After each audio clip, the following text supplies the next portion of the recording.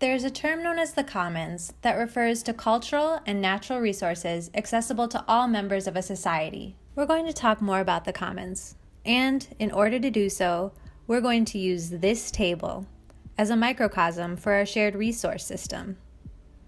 And these people are going to help me explain a term used in social science known as the tragedy of the commons. The tragedy of the commons describes a situation in a shared resource system where individual users acting independently according to their own self-interest behave contrary to the common good of all users by depleting or spoiling that resource through their collective action.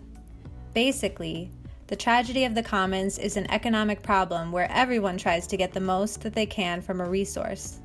The commons become exploited as every individual overwhelms and consumes the available resource. If this table is our shared resource, we may also have some food available. Or we may even use the surface of the table to store our personal items. If everyone at the table is acting in their own self-interest, it doesn't take long before things start to become a mess. Just a minute ago, the table was a surface where everyone could easily share it as a resource. But instead, the table is a chaotic mess.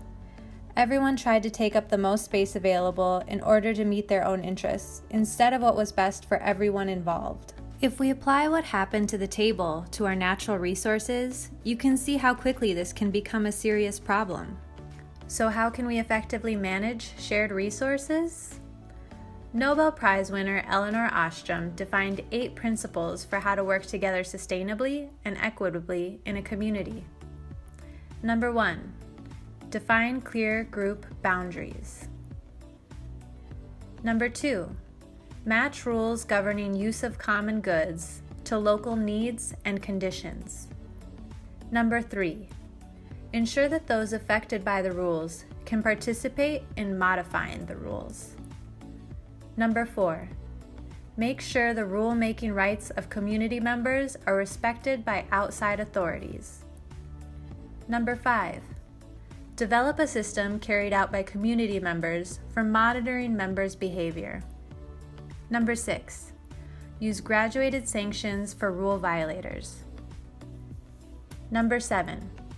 Provide accessible, low-cost means for dispute resolution.